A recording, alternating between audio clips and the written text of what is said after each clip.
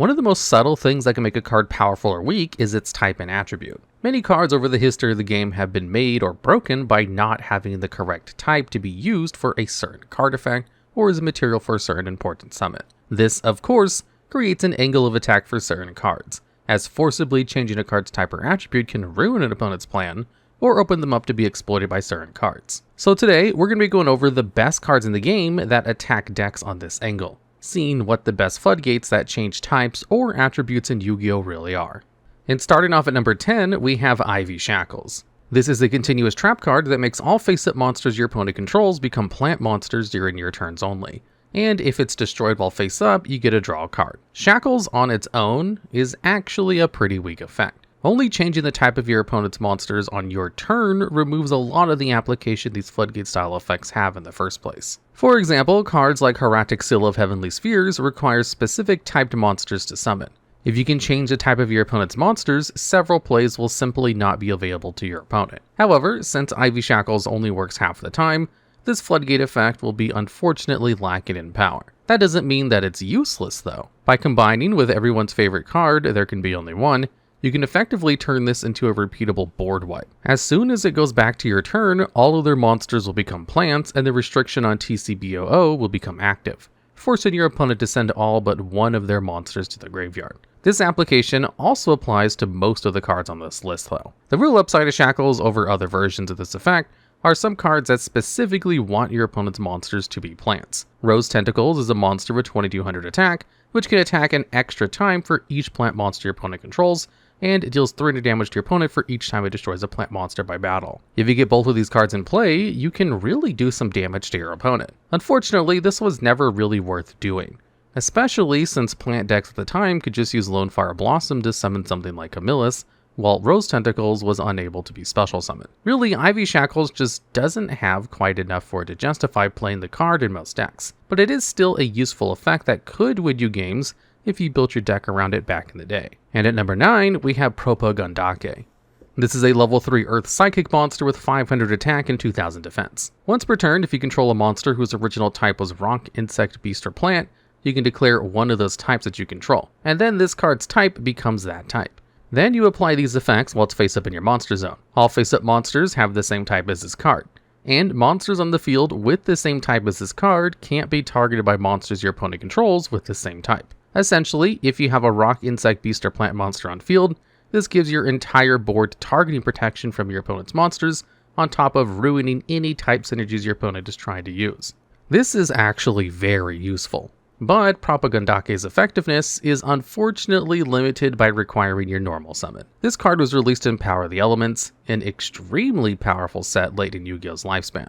Trying to normal summon a card that protects your board and messes with certain combos, and a set that introduced sprite and tier limits just isn't good enough, even if the effect is powerful. Needing cards of a specific type also limits the number of decks that you can use it in, not to mention that it being a psychic type makes it even less splashable. If it were a rock or an insect or something similar, decks like Adamancipator or Ragnarika could find a way to incorporate into their combos if they really wanted to. But being a psychic that can't be grabbed off of Emergency Teleport makes it very clunky, since Emergency Teleport would just banish it during the end phase. It's a potentially strong card, but the numerous restrictions it has means that it's never really found a home despite that potential.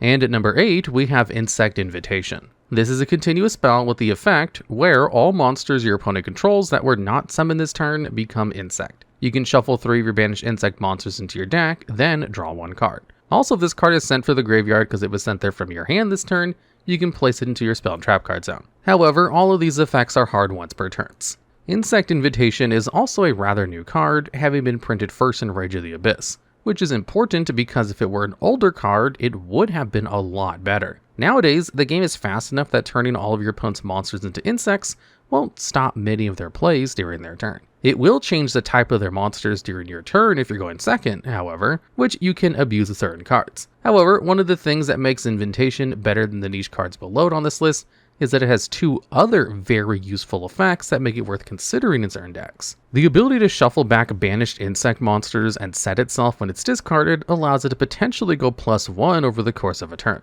There's even already insect monsters that synergize with the effect. Resonance Insect is a powerful monster that has a strong effect when it's banished, for example. Even better, Beargram banishes 3 insect or plant monsters from your grave to special summon itself out, which immediately fulfills the condition of invitation. Shuffling Resonance and many other banished insects back into the deck to extend even more can be a strong use case. However, all of this is pretty hypothetical. There's not been an insect-focused deck that specifically wants this combination of effects in the relatively short time since Invitation's printing. Still, this is a card that very well could show up in a brew at some point in the future as we get more insect archetypes, so it would be premature to count it out already. Considering how little competition there is for this list, the potential of Invitation to make waves in the future is enough to get it at the number 8 spot.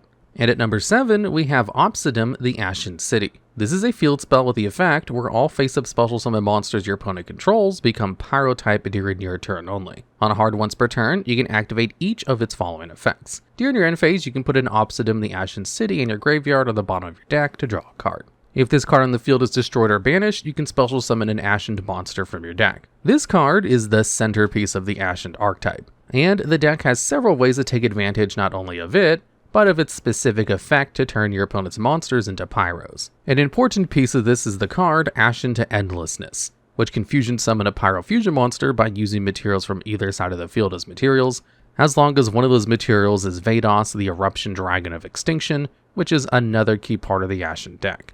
The main targets for this fusion summon is Embers of the Ashened and Vados, the Dragon of Endless Destruction. Embers can be summoned with any 2 Pyro monsters. However, Vados requires the main deck version of Vados and 2 level 9 or higher Pyro type monsters. Embers is more easily used with Ashened to Endlessness to create a super polymerization style effect, fusing your opponent's monsters with your own as a form of removal. Of course, Super Poly itself is also very powerful with this engine. All of this allows you to create powerful boss monsters by using your opponent's monsters as a cost, which is very powerful. Unfortunately, the rest of the deck just doesn't back this game plan up. Ashen ended up being a pretty big flop in the TCG, not able to convert into competitive success, mostly due to a combination of being inconsistent and not being quite powerful enough. Still, this Floodgate on Obsidim is integral to the deck's game plan, and that game plan is competent, just not competitive with the rest of the TCG. And at number 6, we have DNA Surgery. This is a continuous trap card that allows you to declare a monster type as you activate it, and all monsters on the field become that type. DNA Surgery and its cousin, DNA Transplant, which does the same thing for attributes, are the most simple and straightforward versions of this effect in the game. And while they haven't been the best competitively, they have been leading to insane blowouts and aggravating combos for as long as they've been in the game. Obviously, the main use of these cards is combining them with There Can Be Only One, Rivalry of Warlords, or Gozen Match to shut your opponent out from playing the game at all. And this is generally the best way to try and implement that strategy if you really want to. All the other versions of these effects either have more conditions for when they're on, or require more work to get out in the first place. So the OGs are still the best for gimmicky stun decks. However, they also aren't all that great simply because they don't do much if you don't draw any of these other floodgates. Often people have found that stun decks are better off just playing more of these floodgates instead of using the DNA cards to make sure that they stick. However, there are also a lot of very funny gimmick strategies these cards can let you pull off. For example, there's a card called Chimera Tech Fortress Dragon, which requires Cyber Dragon and any number of machine-type monsters to summon.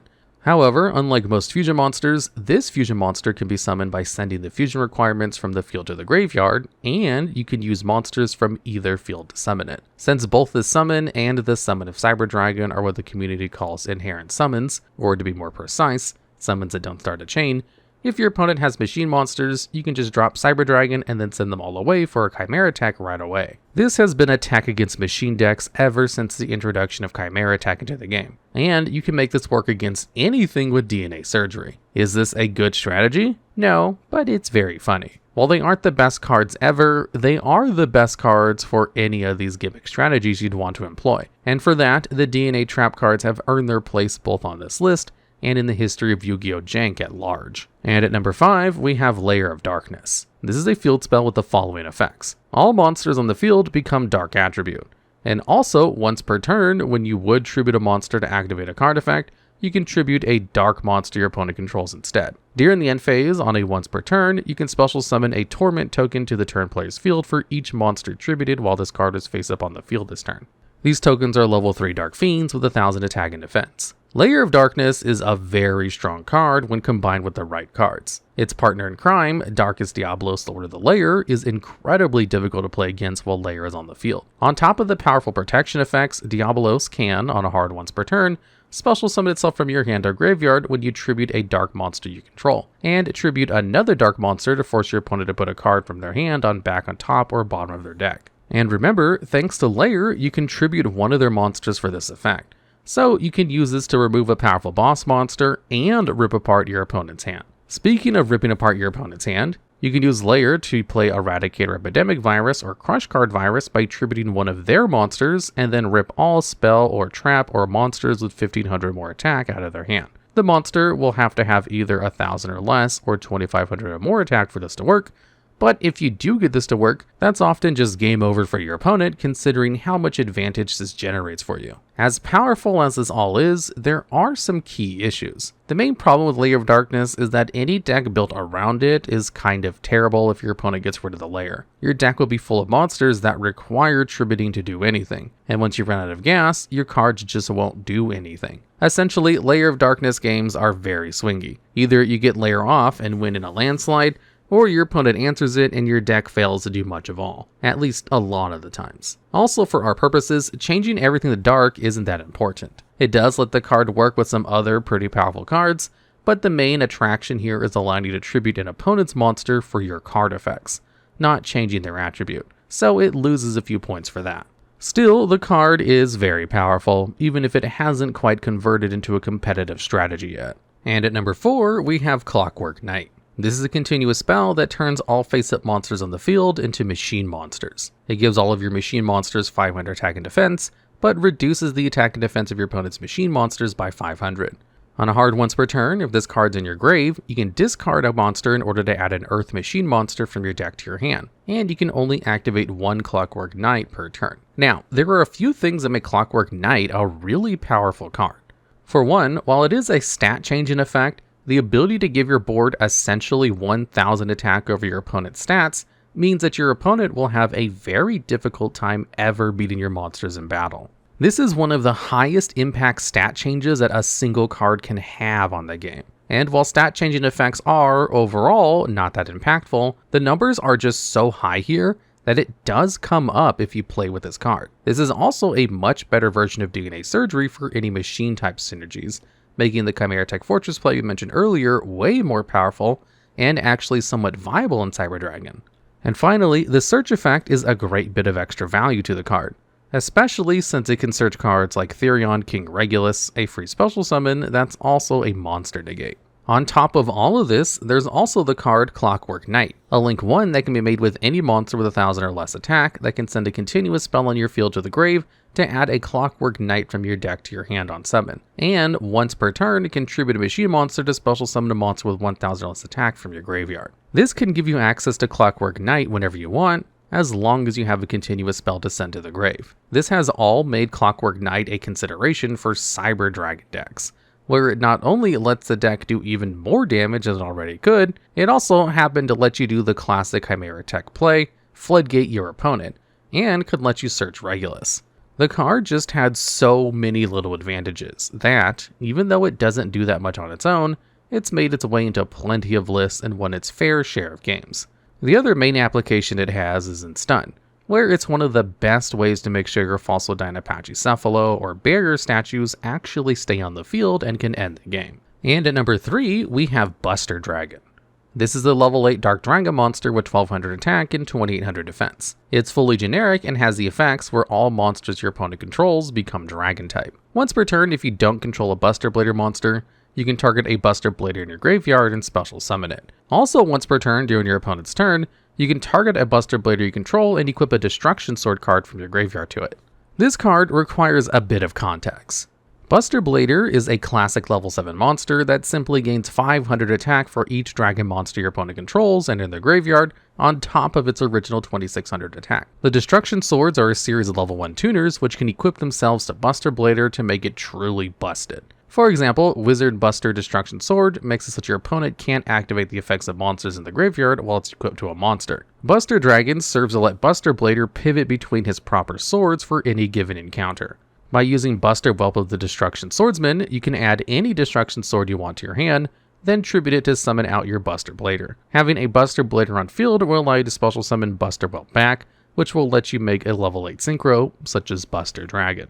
From here, you can use Buster Dragon's effect to get Buster Blader back, and then use your Destruction Swords to lock your opponent out of the game. But there are a couple of cards that we haven't gone over that you can use to great effect instead. Destruction Sword Memories can banish itself from your grave to let you fusion summon a monster by banishing materials from your graveyard, which you can search off of the normal summon of Whelp. By banishing the Buster Blader and Whelp from your graveyard, you can special summon out Buster Blader the Destruction Destroyer Swordsman. This powerful fusion monster has a few effects, but the most important one is that it changes all Dragon-type monsters your opponent controls to defense position, and they can't activate the effects of any Dragon-type monsters in their possession. So, by combining this with Buster Dragon, you can create a super skill drain that completely stops your opponent from doing anything, and you can do it all with a normal summon of Whelp. This is legitimately super powerful, and has allowed Buster Blader to see play not only as its own deck, but as an engine in certain other decks. Buster Dragon is a great example of a situation where a seemingly innocuous set of effects can suddenly become oppressive if you combine them together in the right way. And at number 2, we have number 4, Stealth Kragen. This is a rank 4 Water Aqua Xyz monster with 1900 attack and 1500 defense, which requires any 2 level 4 water monsters to make.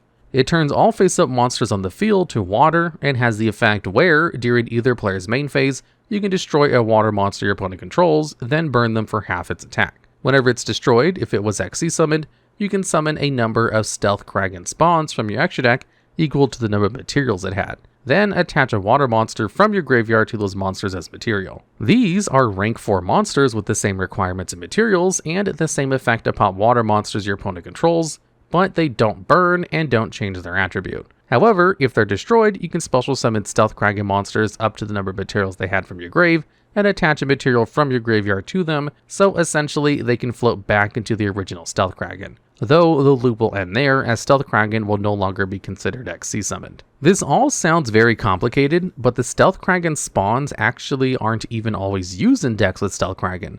So really, it's just a rank 4 that destroys an opponent's monster as a quick effect on top of floodgating them out of certain plays. That's more than enough for Stealth Kragen to show up in a number of water decks. It's a very low commitment form of interruption, only taking 2 monsters that the decks that play it can easily put into play. The spawns usually take up too much extra deck space for most decks to want to play them, but you don't need them when Kragen is already such an efficient piece of removal on its own. As long as the card isn't directly power crept, and there are still water archetypes with level 4 monsters, Stealth Kragen will continue to be a powerful card that pops up in competitive lists. And at number 1, we have Zombie World. This is a field spell that makes all monsters in the field and in the graveyards into zombie monsters. And also, neither player can tribute summon monsters that aren't zombie monsters. Now, this may seem like a downgrade when you compare it to something like Clockwork Night, but you really shouldn't let it fool you. For one, turning monsters into the graveyard into zombies is a surprisingly annoying effect. For example, any card like Splash Mage, which reborns a monster of a specific type, no longer works with Zombie World in play, and this is a surprisingly common effect. It also messes with anything that fusion summons from the graveyard, such as the Tearlaments, or cards such as Dragon's Mirror. All of this means that Zombie World is the strongest version of this Floodgate style of effect that they printed on a card, but it doesn't stop there. Zombie World also has a ridiculous amount of support. Necroworld Banshee can activate it directly from your deck by banishing itself from your graveyard, for example. And a ton of zombie cards are directly made more powerful by the existence of Zombie World. Doom King Baladroch can special summon itself from the graveyard during the standby phase if there is a face-up field spell. And when a zombie monster activates its effect, it can either negate that effect or banish something from the field or graveyard. And you can use the negate and the banish once per turn each. Mezuki and Zombie Master's ability to special summon a zombie from the grave is made even more versatile with Zombie World active. Vampire Sucker has a few effects similar to Lair of Darkness, which lets you tribute an opponent's zombie monster for a tribute summon, or draw a card if a player special summons a zombie from the grave. The list goes on and on. Zombie World is the perfect precipice of a card that's powerful thanks to changing the types of an opponent's monster, more so than any other card. But also it has a ton of support that directly benefits from its effect. It's easily the best type or attribute changing floodgate in the game.